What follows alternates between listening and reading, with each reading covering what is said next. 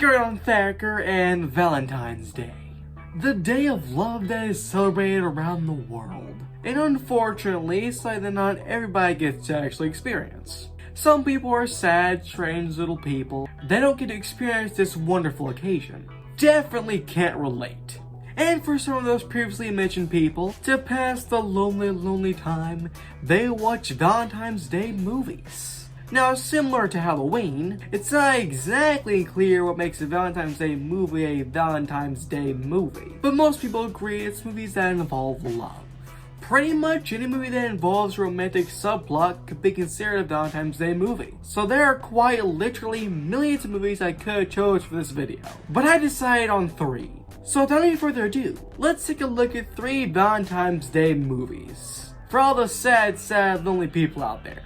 Our first movie is one of the most famous films ever made. Everybody knows this movie, and it's arguably one of the greatest love stories ever told. Titanic. Directed and written by James Cameron, and starring Leonardo DiCaprio and Kate Winslet, Titanic was actually a pretty big gamble. At the time, it was the most expensive movie ever made, with a budget of $200 million.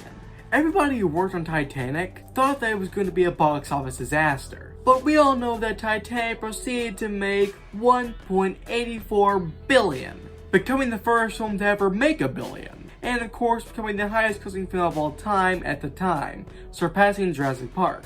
And through re-releases, has made $2.264 billion, and is still the 4th highest grossing movie of all time. And adjusted for inflation, it's the 3rd. It has an 88% critically on Rotten Tomatoes. Now, as I mentioned, Titanic is arguably one of the greatest love stories ever told. A lot of people think it's one of the best, if not the best. But a lot of people, let's just say, disagree with that.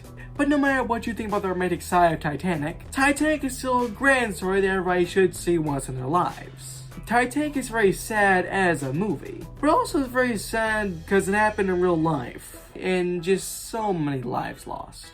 Titanic was going to be a sad movie no matter what, but by giving us these 2 main characters that we can really get attached to gives us a personal attachment to this story that wouldn't be there otherwise. Titanic can also kind of give you a reminder to appreciate the time you have with your significant other, because like the Titanic, you never know when something bad could happen. Now, I can definitely understand why somebody would want to watch an emotional movie like Titanic for Valentine's Day, but maybe you want something a bit more spooky. Well, I think I have just the movie for you. My Bloody Valentine is a 1981 slasher film that takes place on Valentine's Day. It was directed by George Malacca, written by John Beard, starring Paul Kilman, Lori Hallery, and Neil Affleck.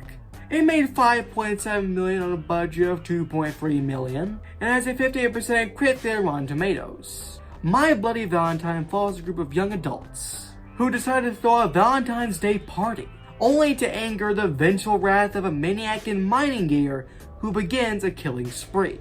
A little fun fact about this movie is that when it was originally released, a lot of the more heavily gory scenes were heavily censored. In fact, a rumored 9 full minutes were removed from this movie, and in 2009, 3 of those minutes were re-added into the film to coincide with the release of the remake of My Bloody Valentine, My Bloody Valentine 3D, which is a movie that certainly exists. But for a relatively low-budget slasher movie from the early 80s, this movie has some really good practical effects. Most of it does come from the 3 minutes that were re-added.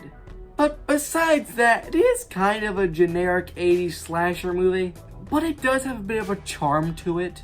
But maybe you still want something spooky, but with a little bit of comedy to it. Bride of Chucky released in 1998.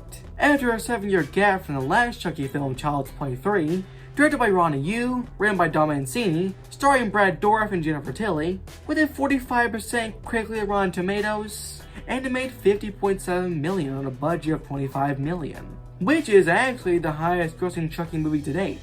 This took inspiration from horror movies at the time like Scream and I Know What You Did Last Summer, and took the Child's Play franchise in a more comedic horror route, and worked for a little bit, until it didn't.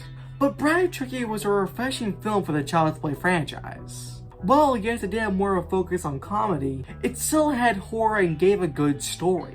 And something that I've always loved about the Child's Play franchise, the animatronic and puppet effects. and Bride is no exception, because the animatronic and puppet effects in Bride are really good, at the time being state-of-the-art, and even today hold up really well. Bride Chucky is pretty funny. It gives some good horror, and in my opinion is one of the staples of romantic horror movies. A true classic, never goes out of style. But anyways, I hope everyone has a very lovely Valentine's Day, hopefully spending it with your significant other.